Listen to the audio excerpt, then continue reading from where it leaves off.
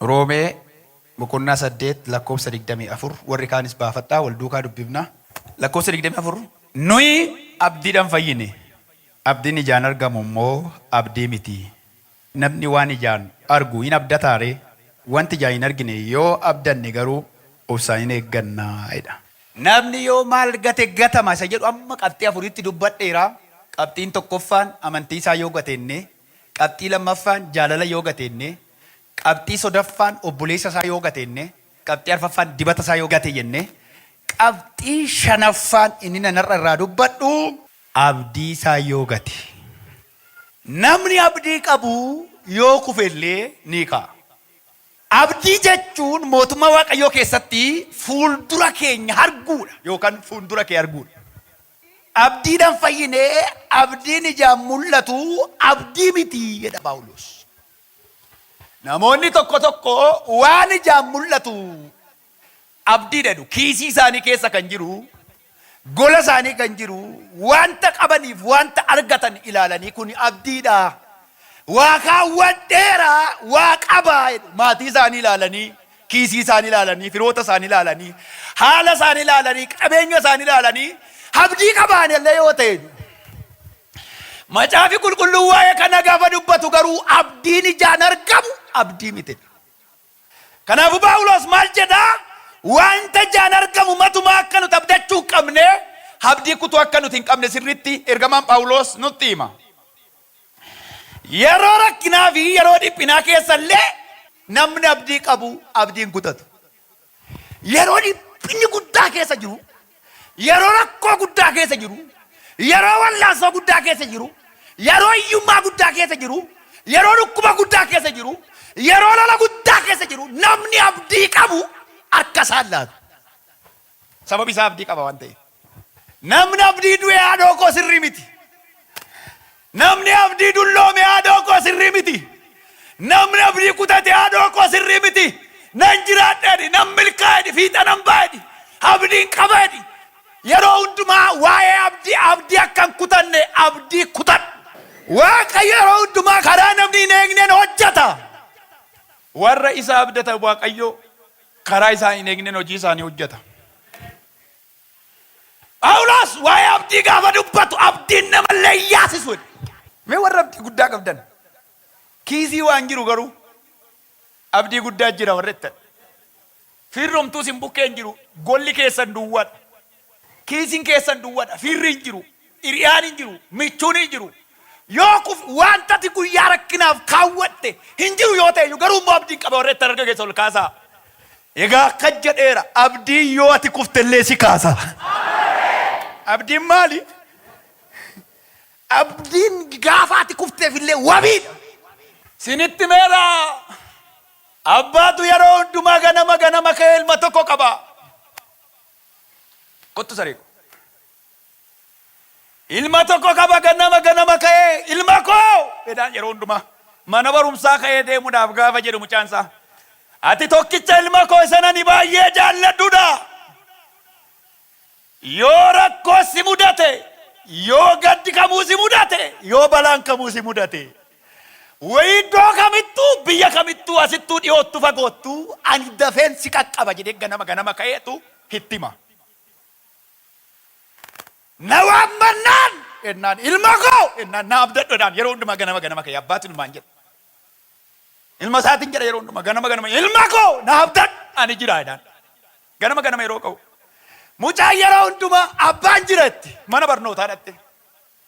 Mucaan yeroo hundumaa mana barumsaa dhaqee abbaan jira etti. Abbaan koo akka abbaa keessanii miti abbaan qaba etti ijoolleedhaan. Abbaan koo nama cimaadha natti hin bu'inaatti mucaan yeroo hundumaa. Abbaan koo ani itti madhee jennaan, abbaan koo ani waan madhee jennaan hin dhufa natti hin bu'inaadha yeroo hundumaa mucaatu jedha ijoolleedhaan. Watuma jedhanuu gaafa tokko raafamni guddaan ta'e fooqii guddaarra taa'anii baratu ijoolleen. Gamoon raafamee lafti raafamee gamoon walirratti jijjige. Gamoon walirratti jijjigee barsiisonni otoo nafin barattoonni otoo nafin gamoo sun irratti jige. Mucaan garuu ani gaafa gamoon raafamuu jalqabu abbaan koo abbaa keessanii miti yoo narratti jigayyuu dhufee narraa kaasaanaan jedha mucaan. Ani ndu abbaan koo narraa kaasa. Keessattuu yoo ta'e nan dhufa naan jedheera waadaa naa galeera. Abbaan koo natti himeera. Yeroo rakkinaa yoo ta'e dafee si qaqqaba naan jedheera abbaan. Hin dhufa abbaan koo hin du'atti yoo di mucaan. Mucaatodha. Hin dhufa abbaan. Otuma jedhanu gaarri guddaan irratti gadi jigee asiin irratti jigee asiin immoo gamoon suni ofumaaf irraa dhoowwee ijoolleen kan ijoollee sadii as jala jiru. Ijoollee sadii as jala jiru warri kaan dhumaniiru. Mucaan otuma jedhu sa'aatii 12 gahe abbaan hin dhufaa. Otuma jedhu 12 gahe. Mucaan koo maal ta'ee gaafa qoratu akkatti gamooti irratti jijjigee ijoollee hundumtuu dhumaniiru. Umtuu achuma wanti godhan hin jiru ennaan lakkane mucaa koof kakuun qaba jedhe. Mucaa kootti kaleessa dubbadheera mucaan koonduu mucaan koo abdii qaba jedhe. Namni abdii qabu hunduu mucaa kootti sin qaqqaba jedheeraani. Yeroo rakkoo sitti dhufee ennaan waan tokko qofaa godhi. Abbaa jedhi. Abbaan ina waamani sirraa nan ba'a jedheetti meera. Mucaan koo abdii qaba mucaan koo abdii waan qabuuf hunduu nan qaqqaba jedhee ka'ee manaa ba'e. Abbaan mucaa kootiif kakuu galeera jedhe. Achumaan mucaa du'eera abbaan dhufee maal gocha deemta bakka galii booyi. Galii gadda gaggeeffadhu galii gadda kee taa'i malee akka chichi mucaan wanti ka'u hin jiru wanti jijjiiramu hin jiru naannoo jedhe. Mucaa koof kakuu kakadheera. Lakki mucaan koo na eegaa jedhe. Na dhugaartu. Achumaan abbaan dhufe gaabbee abbaan gaafa dhufu abbe. Gaara irratti jiggeessan abbe doozaraan fuudhee xurraate darbachuu warqabe. Dhagaa gurguddaa kana irraa qiqqimite egaa. Mucaan abbaan hin dhufa jabaadhaatti mucaan. Hin dhufa abbaan. Wayisitti mu warra abdii qabdan abbaan hin dhufee. Dhaabataniitti kolfu kun namichi maraateedhani. Lakkee ennaan hin maraanneedha. Diddiiwuu jalqabe abbe. Haasiin darbachuu jalqabe. Warra abdii qabdan harka keessan ol kaasa ergaa tokko tumnaan keessa koo jira. Abbaan akka jedhe sirraa diddiigaa si bira gaheera jedhe. Akka jedhe abbaan dhumeeraaf siin jedhu miti namoonni. Si'achi waa'ee isaa abdiin qabanu miti namoonni. Akka jedhe abbaan sirraa diddiigaa si bukkee gaheera jedhe. Abbaan maqaa mucaa isaa maamu ilma koo.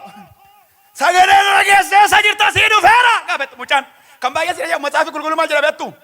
Oolonni koo sagalee koo beekan immoo sagalee isaaniin beekan. Gaafuu abbaan garasi otoo biran gahin. Otoo biran gahin garasuma diddiigaa ilma koo gaafa jechuu jalqabu. Kunoon jenneere abbaan dhufeera jechuu jalqabe mucaan. Sagalee abbaa isaa dhaga'e kunoo abbaan dhufeera. Harka kee ol kaase. Ani hin beeku nama ta'eef hin beeku. Abbaa koo dheera mana eeggachaa jiruuf nan dhufa miti dhufeeraaf naa jedhe.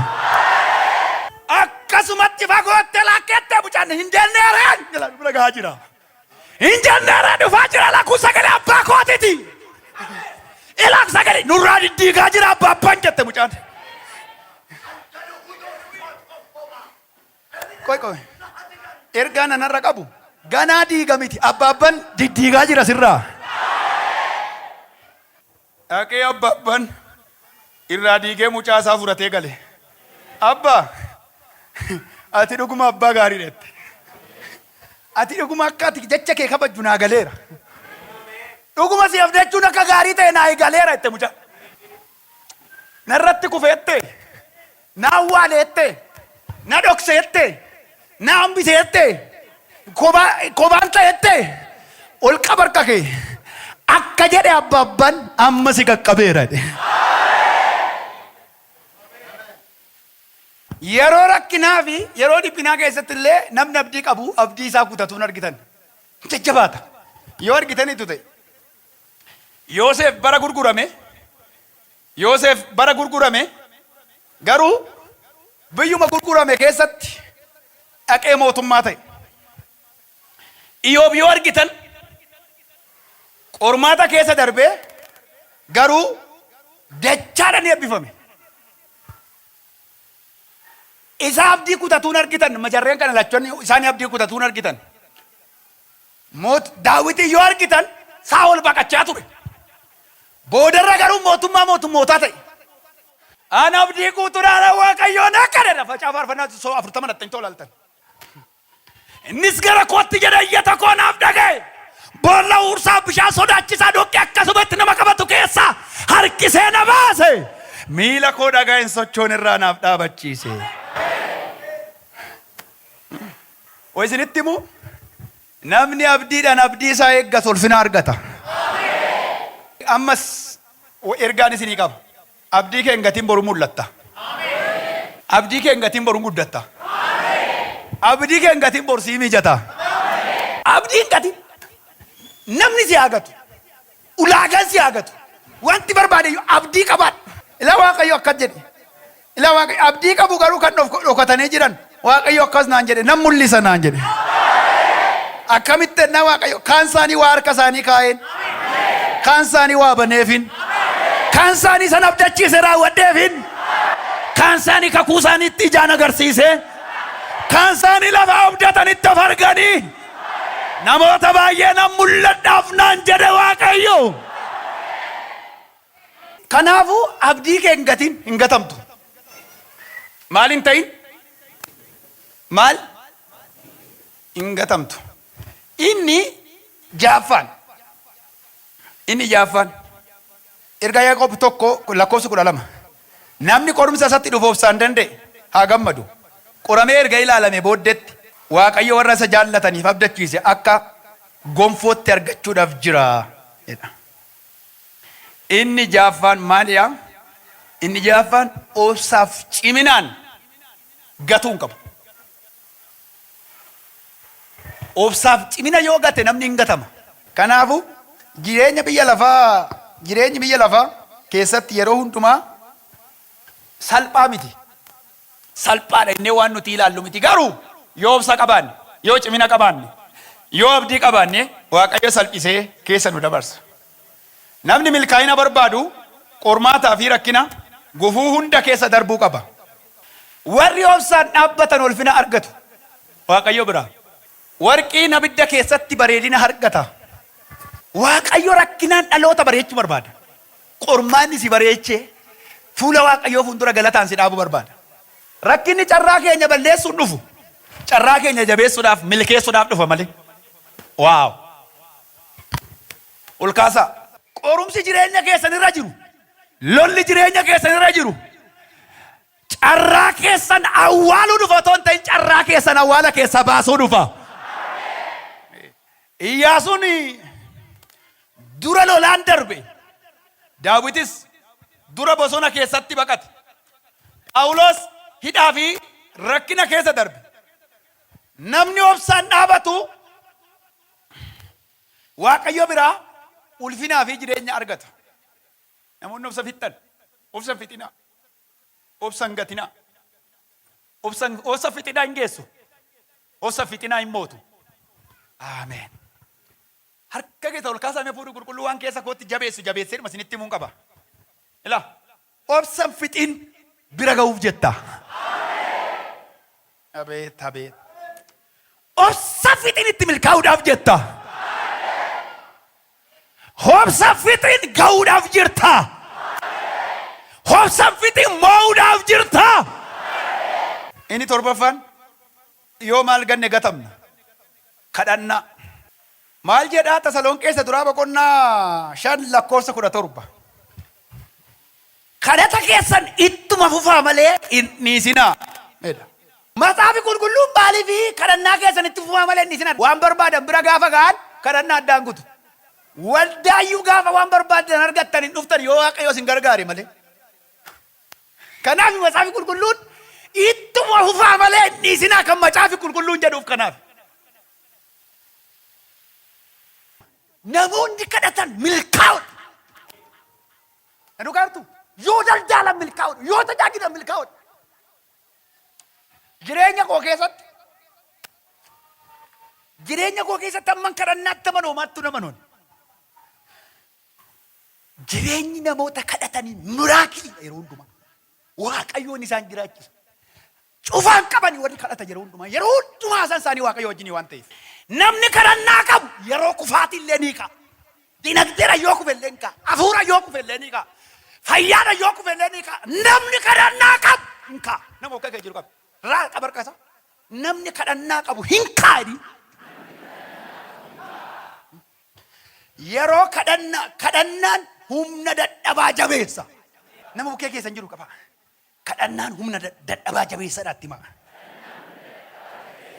Inni biraa kadhannaan balbala cufame bana. Maal bana? Phaawulos Sillaas maal godhan? Kadhatanii faarfatan jedha. Kadhatanii faarfatan jedha. Kadhannaan diinota kee irratti mo'icha akka argattu godha. Kadhannaan mo'icha. Diinota kee irratti mo'icha argachuu kan barbaadan kadhadhaa. Daani'eel yeroo mootummaa lafaa keessatti mootummaa Waaqayyoo filate. Yeroo sanatti teessoo mootummaa iddoo olaanu iddoo qulfii taa'ee kadhannaan ganne. Yeroo namni hundi si dhiisu kadhannaan warri qabdan kadhannaa keessaniin hin gargaaramtu. Yeroo haalli si dhiisu yeroo si dhiisu warri kadhannaa qabdan kadhannaan keessan firee kadhannaa keessan ija kadhannaa keessanii ofirratti argitu. Yeroo humnati qabdu baay'inati qabdu dhabu. Humni fireen kadhannaa keetii immoo humni Waaqayyoo immoo jireenya kee irratti hojii jalqaba. Kadhannaa kee hin gatin. Kadhannaan kee furtuu eebba keetiidha. Nama kee keessan jiru qaba. Kadhannaan furtuu eebba keetiidha daani. Namoota lamatu ta'aniitu ollaa jiraatu. Namoota lama ta'aniitu ollaa jiraatu. Inni tokko sooressa baay'ee beekamaadha. Inni tokko immoo hiyyeessa homaa kan hin qabnedha. Inni sooressi kun waa hundumaa qaba. Hiyyeessi kun garuu yeroo hundumaa Waaqayyo qofaa qabaa hin kadhata. Hin kadhata yeroo hundumaa jireenya kadhannaa qaba.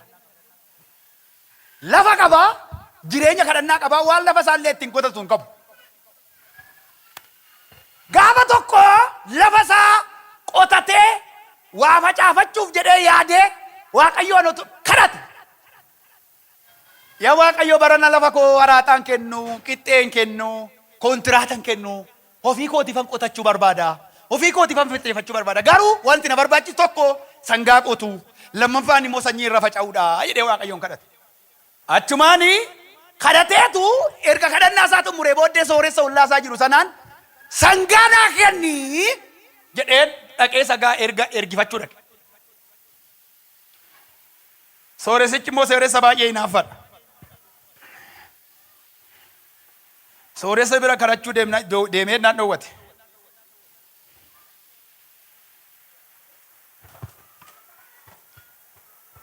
Ammas namichi inni sooressa sun innaan namoota biraa kadhatee lafa san erga qotee booddee sanyiin dhabe. Otoo isinii maal gootu? Haraataa dhaqee innaan dhabe. Fira bira dhaqee innaan dhabe. Sooressa bira dhaqee innaan dhabe. Nama hundumaa bira dhaqee innaan dhabe.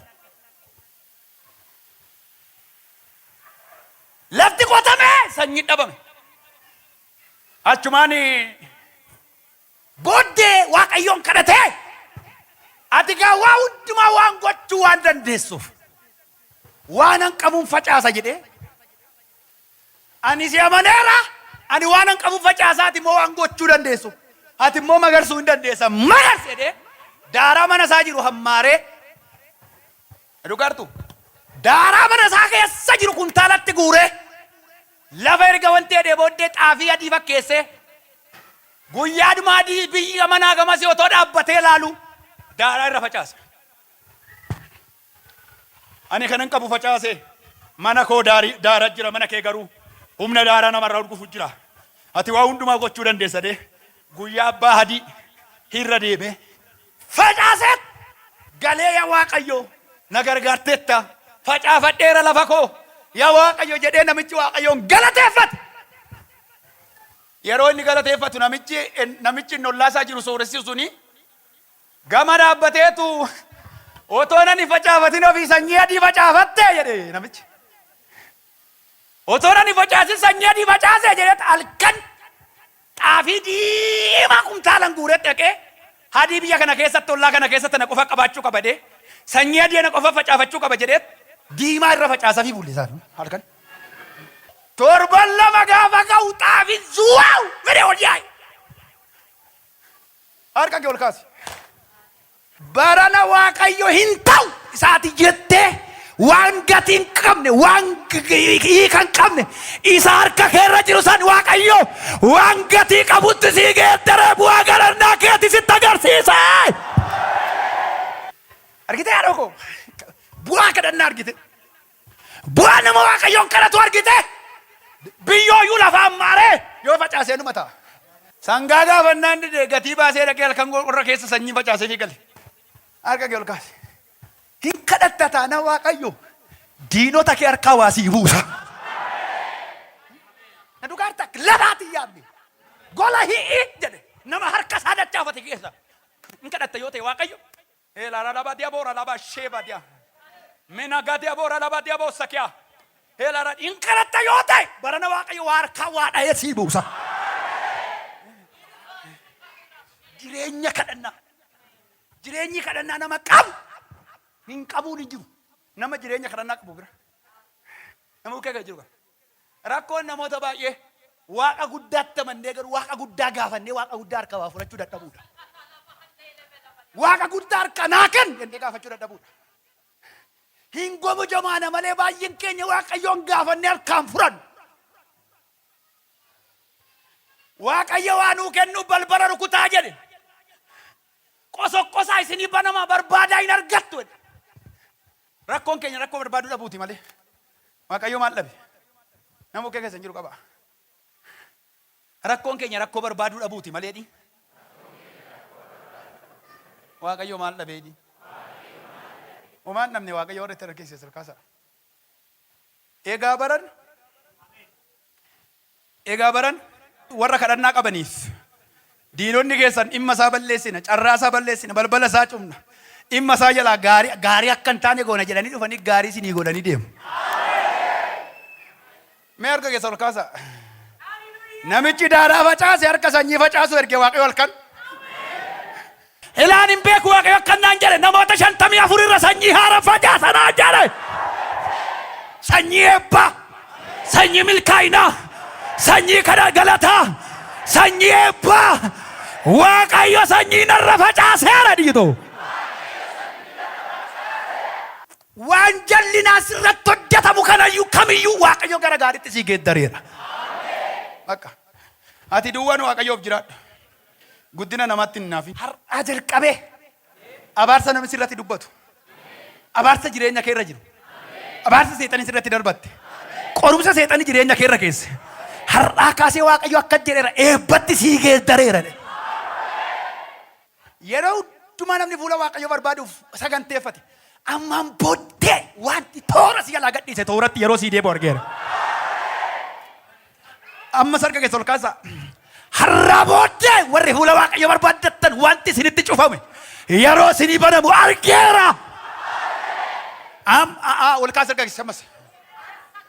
Fuudha ofirraan fageessin kan kootanii fuudhu organ koote ol kaasa. Har'aan booddee warri fuula Waaqayyo barbaadattan cufamaa fakkaata garuu ammaan booddee banamee sin eega. Iyyiitoo sagalee guddaadhaan warra fuula Waaqayyo barbaadatanii cufaan qabaniidhiin.